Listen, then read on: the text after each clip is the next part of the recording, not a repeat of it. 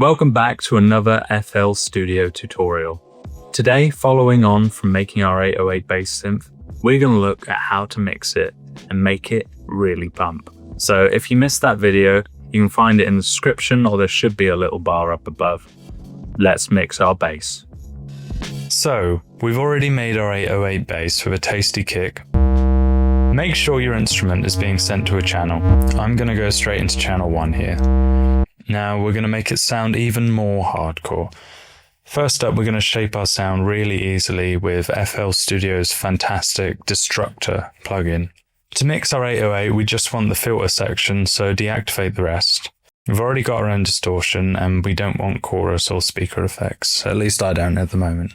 Now, by pulling down the cutoff, we're shaping the sound and how much space we want to give to the low and high frequencies. As we bring it down, you can hear how it's cutting out those high frequencies and prioritizing the sub. We can use this to shape the sound for a nice deep 808, but we don't want to cut off too much and lose color in the sound. Play with the resonance to get your desired sound. We're just going to bring ours off. Okay, that bass is sounding thick, so let's move on. We're going to open up an EQ. This time we're using FL Studio's parametric EQ2. It's a banger. EQs are the best friend of those who can use them, but they can be a monster under the bed to those who don't. It's really kind of simple to get started. It's as complex as you want it to be. Your graph here shows how much gain you're giving to certain frequencies from the low end to the high end. Very simply, you boost or cut the bass, mids, and trebles.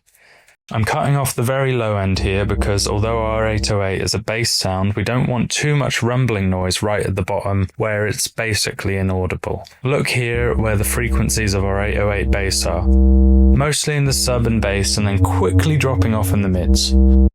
As our 808 also has a kick built in, it's going to be taking up the majority of the low end in our mix, so it's good to prioritize the lower frequencies. I'm pushing the bass just a bit to make it really drive the bass sound, but not so much as to overwhelm everything.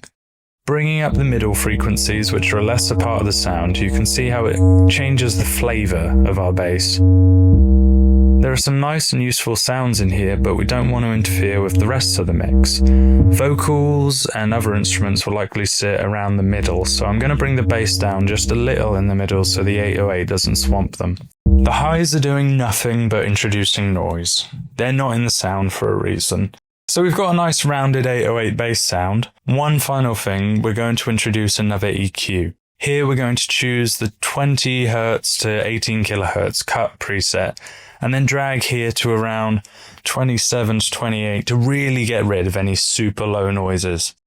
You probably won't hear the difference here, certainly through YouTube, but trust me, it's good practice. When you're pumping your mix later down the line through a 20-foot tall rig, it'll matter then.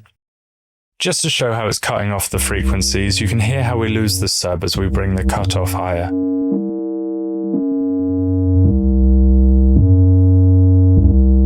Alright, now let's try mixing our 808 with some other elements. We've got a super simple 808 bass line here.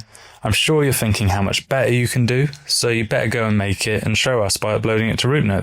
We're going to bring in some vocals now and see how the bass and the vocals play off each other in the mix.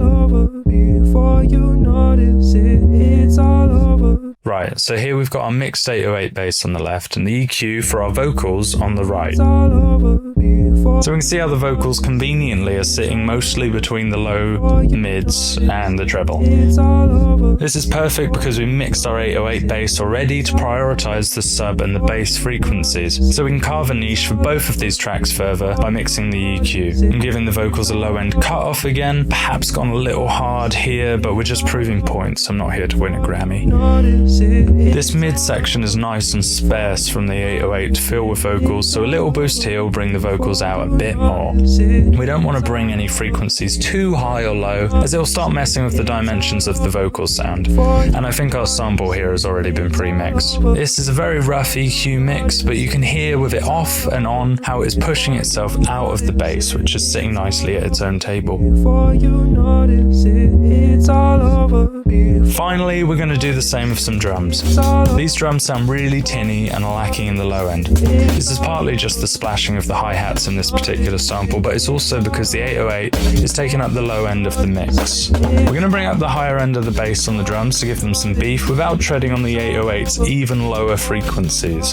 I'm also going to bring down the treble a bit to stop these splashy hi-hats from being quite so piercing.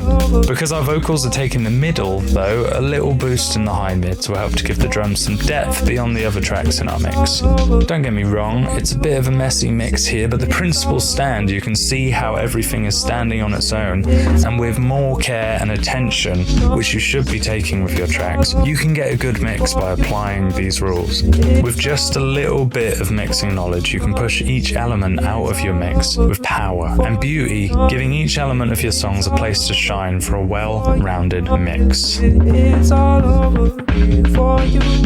Thanks for watching. I hope this was helpful. Let me know what you'd like to see next, and we'll see you in the next video. Get mixing.